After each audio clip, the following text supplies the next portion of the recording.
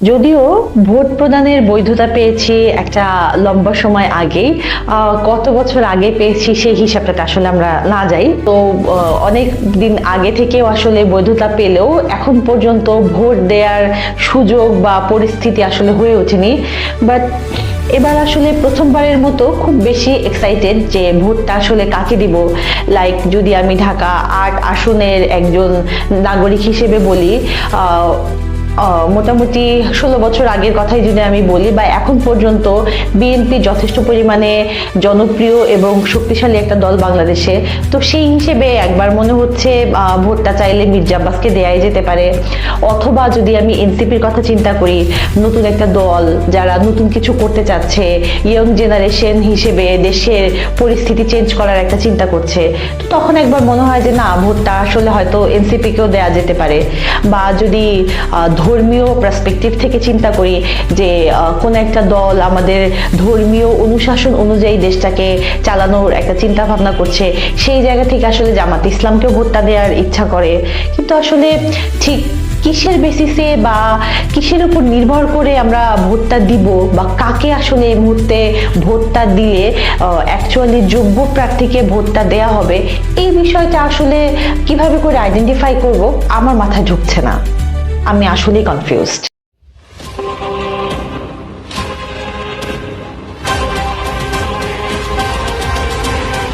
Hello everyone, আসসালামু আলাইকুম।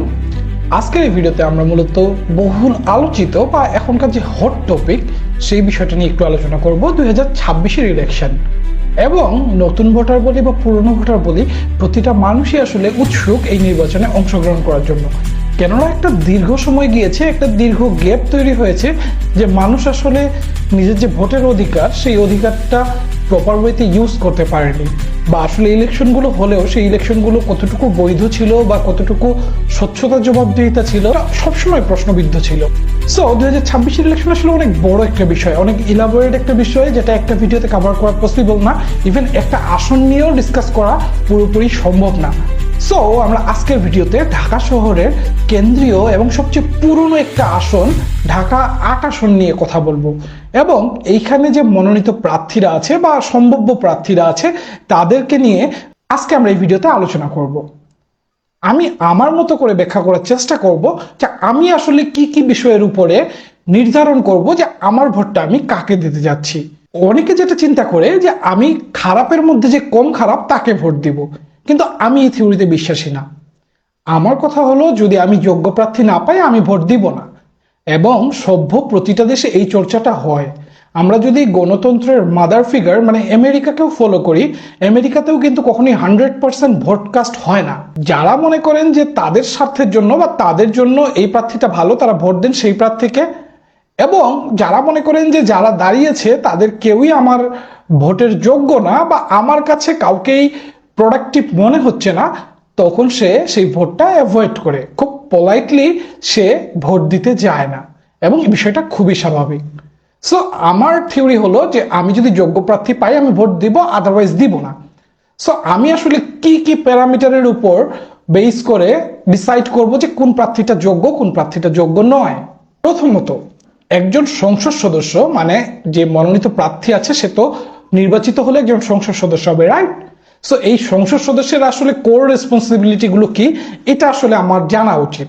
So আমি যখন একটু রিসার্চ করলাম যে একজন সংসদ সদস্যের কাজগুলো কি, আমার যে প্রাইমারি রিসার্চ আছে সেই রিসার্চ থেকে আমি বেসিক কিছু ইনফরমেশন পেলাম। জাতীয় পর্যায়ে বিভিন্ন আইন প্রণয়ন, অথবা অন্যান্য যে সংসদ সদস্য আছে তারা বিভিন্ন আইন বা বিল প্রস্তাব করবেন, সেই প্রস্তাবিত বিলের ব্যাখ্যা এবং আলোচনা করা, সেই বিল নিয়ে আলোচনা এবং পর্যালোচনা এবং সমালোচনা করা, এটা একজন সংসদ সদস্যের ইনিশিয়াল একটা দায়িত্বের মধ্যে পড়ে। দ্বিতীয় যে দায়িত্বটা আছে, সে যেই আসনের জন্য নির্বাচিত হচ্ছে, এই নির্বাচিত আসনের যেই ভৌগোলিক এলাকাটা কাভার করছে, দ্যাট মিনস ঢাকা ৮ যদি আমি কনসিডার করি, ঢাকা শহরের পুরনো কিছু স্থান যেমন শাহজাহানপুর, শাহবাগ, মতিঝিল, রমনা, পল্টন, এই টাইপের কিছু গুরুত্বপূর্ণ ভৌগোলিক এরিয়া নিয়ে ঢাকা ৮ আসনটা তৈরি।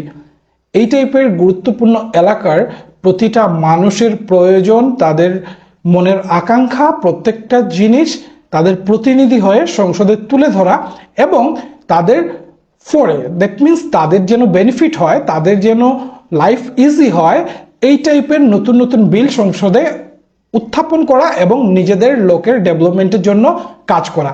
সে নিজের পকেট থেকে করবে না, সরকারি ফান্ডের টাকা দিয়েই সে নিজের এলাকার উন্নয়নমূলক বিভিন্ন কাজকর্ম করবে। এবং যে সরকার গঠন করছে সেই সরকারের প্রতিটা কাজের প্রতিটা সিদ্ধান্তের সমালোচনা করা, এটা একজন সংসদ সদস্যের খুব গুরুত্বপূর্ণ একটা দায়িত্ব। যে আমি যখন সংসদ সদস্য হব, আমার গভর্নমেন্ট, দ্যাট মিনস বাংলাদেশের, আপনি সংসদের একজন সদস্য, দ্যাট মিনস বাংলাদেশ গভর্নমেন্ট, সেটা বিএনপির হতে পারে, সেটা জামাতের হতে পারে, সেটা এনসিপির হতে পারে, যারাই সরকার গঠন করুক তারা যে সিদ্ধান্তগুলো নেবে সেই সিদ্ধান্তগুলোর যৌক্তিক বিশ্লেষণ এবং সমালোচনা করা। আসলে যদি আমি ঢাকা ৮ আসনের প্রার্থীগুলোর কথা চিন্তা করি, বিএনপি থেকে মির্জা আব্বাস সাহেব আছেন, তিনি খুব পুরনো একজন রাজনীতিবিদ। সো আমি নিঃসন্দেহে বলবো যে তার বিল বা নীতি প্রণয়ন, নীতি বিশ্লেষণ, নীতি নিয়ে সমালোচনা করা, এই বিষয়ে তার কোনো দক্ষতার অভাব আছে বলে আমি মনে করছি না। দ্বিতীয় যে বিষয়টা, সরকারের সমালোচনা করা, তিনি যেহেতু একজন প্রবীণ রাজনীতিবিদ, তার সেই জায়গাতেও আমি মনে করি সে সেই জায়গাটা ক্যাপেবল। এখন তৃতীয় যে জায়গাটা আছে, যে স্বচ্ছতা এবং জবাবদিহিতার সাথে তিনি নিজের লোকেদের ডেভেলপমেন্ট করবেন, সেইটার জন্য একটা মানসিক আকাঙ্ক্ষা দরকার। নিজের যে তারিফ শোনার আকাঙ্ক্ষাটা আছে, এই আকাঙ্ক্ষাটা পূরণের জন্যই মূলত মানুষ অন্যান্য মানুষের উপকার, অন্যান্য মানুষের ভালো করার কথা চিন্তা করতে পারে। অর্থনীতিবিদরা চাহিদার একটা খুব সুন্দর একটা তত্ত্ব আবিষ্কার করেছেন। তারা একটা হেরিটেজ কি আবিষ্কার করেছেন, কিটা মূলত নিচ থেকে প্রতিটা লেয়ারে উপরে উঠে। প্রতিটা মানুষের চাহিদাকে তারা কয়েকটা ভাগে বিভক্ত করেছেন। দ্যাট মিনস ইনিশিয়ালি প্রতিটা মানুষের জৈবিক চাহিদা থাকে। জৈবিক চাহিদা মিনস খাদ্য, বস্ত্র, বাসস্থান, এই জায়গাগুলো মানুষের প্রাইমারি নিড। যতক্ষণ পর্যন্ত মানুষ এই চাহিদাটা পূরণ করছে না, সে দ্বিতীয় লেয়ারের চাহিদাটা তার মধ্যে তৈরি হয় না। যখন কিনা সে খাদ্য, বস্ত্র, বাসস্থান এই জিনিসটা এনশিওর করে ফেললো, তখন দ্বিতীয় লেভেলের চাহিদাটা আসে। সেটা কি? সেটা নিরাপত্তা। তার পরবর্তীতে সামাজিক গ্রহণযোগ্যতা, তারপরে আসে আত্ম উপলব্ধি। সো প্রথমত তাকে অর্থনৈতিক মুক্তি লাভ করতে হবে, তারপরে তাকে সিকিউরিটি নিজের এনশিওর করতে হবে, তারপরে সমাজে তার একটা গ্রহণযোগ্যতা থাকতে হবে, তারপরে গিয়ে সে সমাজে একটা আত্ম উপলব্ধি বা ভালো লাগা কাজ করে সেই অনুভূতি থেকে জনকল্যাণমূলক কাজ করতে পারবে। ডক্টর হেলাল উদ্দিন সাহেব সম্বন্ধে আমি খুব একটা রিসার্চ করে কিছু পাইনি, সো এই মানুষটা সম্বন্ধে আমি আপাতত কোনো কমেন্ট করতে চাচ্ছি না। তাদের দলীয় যে এজেন্ডাগুলো আছে, দলীয় যে ম্যানিফেস্টোগুলো আছে, জিনিসগুলো আমাকে বেশ টাচ করে গিয়েছে, আমার কাছে বেশ গ্রহণযোগ্য মনে হয়েছে। সো অবশ্যই জামাত আমার কনসিডারেশনের মধ্যে থাকবে, এবং যেহেতু তার আগে ডক্টর উপাধিটা আছে, that means this person is capable somehow. তার একটা সংসদে দাঁড়িয়ে একটা বিল নিয়ে সমালোচনা করা বা প্রত্যেকটা মানুষের অভাব অ্যানালাইজ করে তার উপর বেস করে একটা বিল উত্থাপন করা, এই ক্যাপাসিটি তার মধ্যে আছে, আমি ধরেই নিতে পারি। আর আমি ব্যক্তিগতভাবে আমার যতটুকু অনুভব আছে আমার পরিচিতদের থেকে, আমি আসলে পলিটিক্সে খুব একটা কানেক্টেড না। আমার বন্ধু বান্ধব বা আত্মীয় স্বজন অনেকেই আছেন যারা পলিটিক্সে খুব স্ট্রংলি কানেক্টেড, বাট আমি আসলে না। বাট আমি তাদের থেকে দেখে যেটা শিখেছি, যে জামাতের মূলত ম্যাক্সিমাম নেতা বা কর্মী এরা শিক্ষার দিকে বা আত্ম উন্নয়নের দিকে বেশি ফোকাসড হয়। সো আমি ধরেই নিতে পারি যে জামাতের মনোনীত প্রার্থী অবশ্যই একজন শিক্ষিত এবং যোগ্য প্রার্থী হবেন। যারা আমার প্রিভিয়াস ভিডিও দেখেছেন তারা নিশ্চয়ই শুনেছেন যে আমি আসলে একজন এনসিপি সমর্থক। সো এবার আমি হোম গ্রাউন্ডে আসি। হোম গ্রাউন্ডে খেলাটা কেমন? এনসিপি থেকে মনোনয়ন পেল কে? ঢাকা ৮ আসনের জন্য সুজন সাহেব। তিনি একজন পেশার রিক্সা চালক। এই সুজন সাহেব নিয়ে আমি এখন যে বিষয়গুলো বলবো, বিষয়টা পুরোপুরি আমার ব্যক্তিগত অভিমত। সো আমার সাথে দ্বিমত পোষণ আপনি করতেই পারেন। আপনার মতটা আপনার কাছে গুরুত্বপূর্ণ, আমার মত আমার কাছে গুরুত্বপূর্ণ। আসলে ফেসবুকে একটা পোস্ট খুব প্রায়শই দেখছি। সেই পোস্টটা যদি আমি সারাংশ করি, সারাংশটা কিছুটা এরকম যে আপনি একজন সায়েন্টিস্টকে, মানে বাংলাদেশের একজন খুব ভালো সায়েন্টিস্ট, তাকে আপনি অ্যাথলেটিক গ্রাউন্ডে কোনো দায়িত্ব দিলে সে ভালোভাবে দায়িত্ব পালন করতে পারবে না। তাকে যদি আপনি অলিম্পিকে পাঠান, সে ভালো কোনো ফল করতে পারবে না, যদিও সে খুব বড় মাত্রার সায়েন্টিস্ট হয়। অথবা যদি আপনি কোনো অ্যাথলেটিককে পরমাণু বোম বানানোর জন্য রিসার্চ সেন্টারে পাঠান, সেও ভালো কোনো ফল করতে পারবে না। প্রতিটা মানুষের নিজস্ব অভিজ্ঞতা এবং যোগ্যতার বেসিসে তাকে সেই স্থানে পাঠানো উচিত। এই পোস্টটা আসলে খুব বেশি কানেক্ট করছে বা খুব বেশি নাড়া দিয়ে গিয়েছে আমাকে। সো আমি একটু আমার মতো করে অ্যানালাইজ করি যে আসলে একজন সংসদ সদস্যের যে কাজগুলো, সেই কাজগুলো আদত সুজন সাহেব করার মতো যোগ্যতা রাখেন কিনা, বা আসলে তার সেই ক্যাপাবিলিটি আছে কিনা।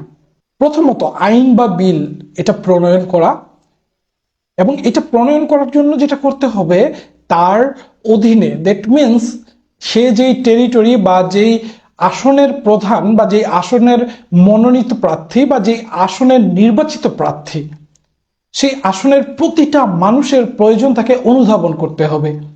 এখন এই প্রয়োজনের মধ্যে আমার এলিট শ্রেণী থাকবে, আমার শিক্ষক থাকবে, আমার রাজনীতিবিদ থাকবে, আমার বড় বড় বিজনেসম্যান থাকবে, আমার রিক্সাওয়ালারা থাকবে, এবং আমার হতদরিদ্র মানুষও থাকবে।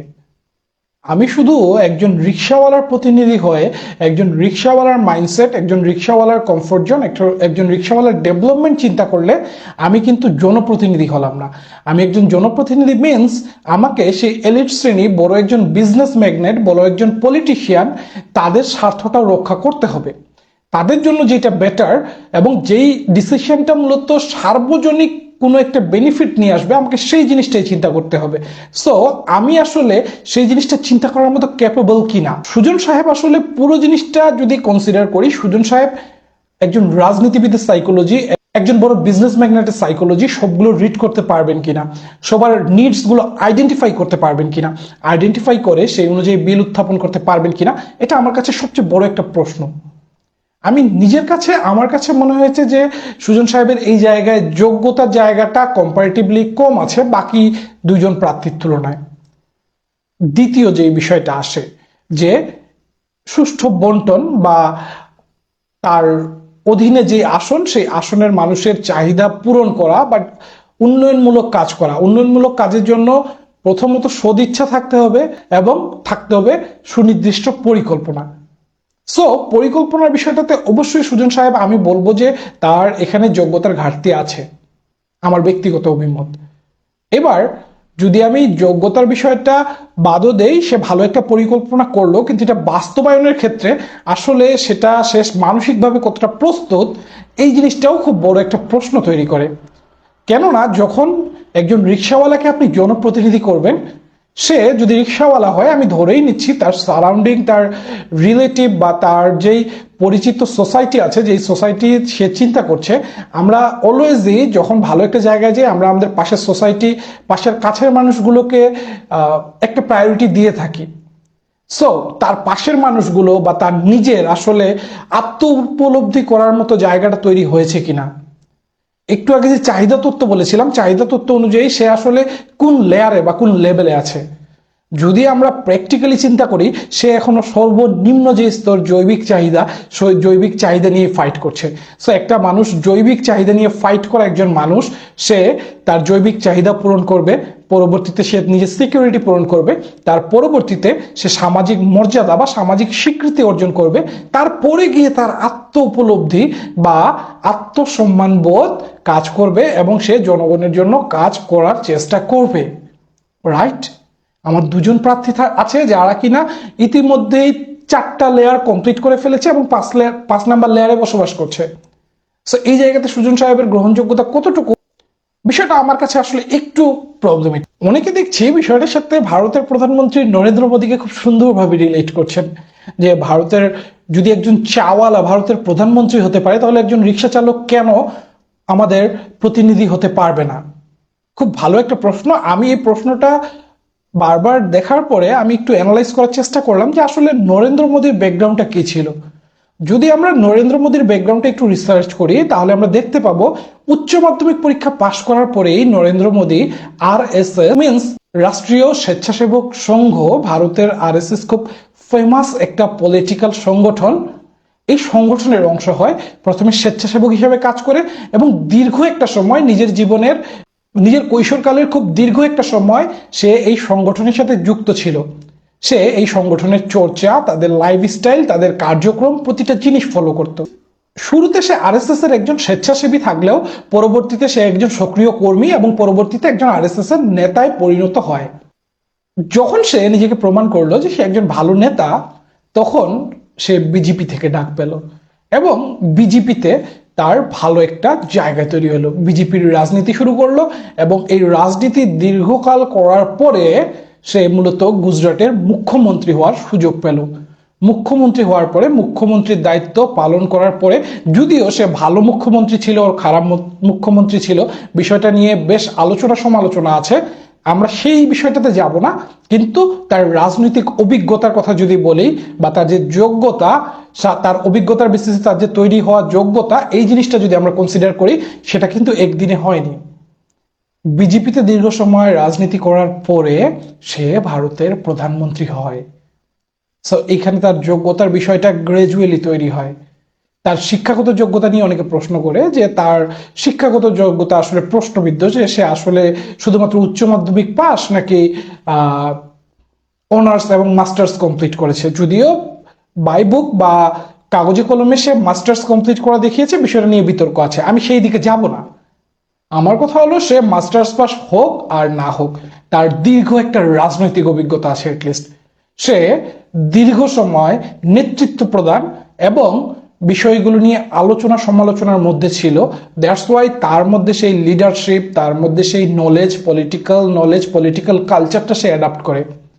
So that's why Narendra Modi যখন ভারতের প্রধানমন্ত্রী হয় চাওয়ালা থেকে, বিষয়টা আমার কাছে খুব একটা অবাক হওয়ার মতো বিষয় হয় না। সুজনের কি আদৌ সেই পরিমাণ অভিজ্ঞতা আছে কিনা? শুধুমাত্র রাস্তায় দাঁড়িয়ে সেলুট দিলাম, আবেগে দুইটা লাইন বললাম, আমি রিক্সাওয়ালার প্রতিনিধি হইলাম, এই বিষয়টা কি আসলে ঢাকা ৮-এর মতো গুরুত্বপূর্ণ একটা আসনে তাকে নির্বাচিত করার যোগ্যতা তৈরি করে কিনা, বিষয়টা সত্যি চিন্তা করার মতো। আমি ব্যক্তিগতভাবে ঢাকা ৮ আসনের জন্য এটলিস্ট সুজনকে যোগ্য মনে করছি না। এটা পুরোপুরি আমার ব্যক্তিগত অভিমত, আপনার দ্বিমত থাকতেই পারে, আপনি আপনার মতো করে আপনার মত দিতেই পারেন। সো আমার মতে এখন এখানে আরেকটা প্রশ্ন আসে যে আসলে দুর্নীতির যে বিষয়টা, দুর্নীতির বিষয়টা, মির্জা আব্বাস আসলে দুর্নীতি করতে পারে, চাঁদাবাজি করতে পারে, জামাতের লোক আসলে সে কনজারভেটিভ মাইন্ডের হতে পারে, সে মূলত কনজারভেটিভ বেশ কিছু রুল জারি করতে পারে। বিষয়টা আমি আবারও বলি, যে কোন খারাপ তাকে আমি সিলেক্ট করব, বিষয়টা এই থিওরিতে আমি যাব না। আমার কাছে যদি কাউকে যোগ্য মনে হয় আমি তাকেই ভোট দেব, এবং আমি অলওয়েজ পজিটিভ সাইডগুলো নিয়ে আলোচনা করতে পছন্দ করি, যে পজিটিভ সাইডগুলো, কোয়ালিটিগুলো কার কতটুকু আছে। এখন যদি আপনি দুর্নীতির কথা বলেন, এটা পুরোপুরি মনস্তাত্ত্বিক একটা বিষয়। আসলে আপনি আজকের দিনে যে কাউকে ক্ষমতায় বসান, সে ক্ষমতায় গিয়ে দুর্নীতি করবে না, এই বিষয়টার গ্যারান্টি দেওয়া সত্যিই দুষ্কর। সে চাঁদাবাজি করবে না, তার ছত্রছায়ায় চাঁদাবাজ তৈরি হবে না, তার ছত্রছায়ায় দুর্নীতি হবে না, বিষয়টা আসলে এনশিওর করা মোটামুটি অসম্ভব। সো যে জিনিসটা আমার কাছে মেজারেবল না, সেই জিনিসটা নিয়ে আমি বোদার্ড না। বাট যে জিনিসটা আমি মেজার করতে পারছি, যে জিনিসটা আমি খালি চোখে ডিফারেন্সিয়েট করতে পারছি, যে তার সংসদে গিয়ে যদি আমি নেক্সট প্রধানমন্ত্রী যদি আমি একদম তরুণ প্রজন্মের নাহিদকেও চিন্তা করি, এই নাহিদের সাথেও চোখে চোখ মিলিয়ে নাহিদের কোনো সিদ্ধান্তকে সমালোচনা করার সাহস বা মানসিক শক্তিটা তার মধ্যে আছে কিনা যদি আমি চিন্তা করি, তাহলে আমি অবশ্যই বলবো সুজনের নেই। সংসদের বিভিন্ন বিল বা সংসদের বিভিন্ন প্রস্তাবনা বা সংসদের বিভিন্ন কার্যক্রমের যে সমালোচনা করার যে বিষয়টা, এটা খুব গুরুত্বপূর্ণ একটা দায়িত্ব একজন সংসদ সদস্যের। সো একজন রিক্সাওয়ালার আসলে সেই পরিমাণ মানসিক শক্তি যোগাবে কিনা, সেই পরিমাণ মানসিক শক্তি থাকবে কিনা, বিষয়টা সত্যি চিন্তা করার মতো একটা বিষয়। তার সেই পরিমাণ সাইকোলজিক্যাল স্ট্রেংথ আছে কিনা, তার সে প্রতিটা মানুষকে সাথে নিয়ে রাজনীতি করবে, এই বিষয়টাও প্রশ্ন রেখে যায়। সো হোক জামাত হোক বিএনপি, বাট ঢাকা আসনের জন্য নো এনসিপি। এটা আমার পুরোপুরি ব্যক্তিগত অভিমত, আপনাদের মত আপনারা জাহির করতে পারেন। সো আজকের ভিডিও এখানেই। যদি ভিডিও ভালো লাগে শেয়ার করবেন, ভালোবাসবেন, পাশে থাকবেন। আসসালামু আলাইকুম।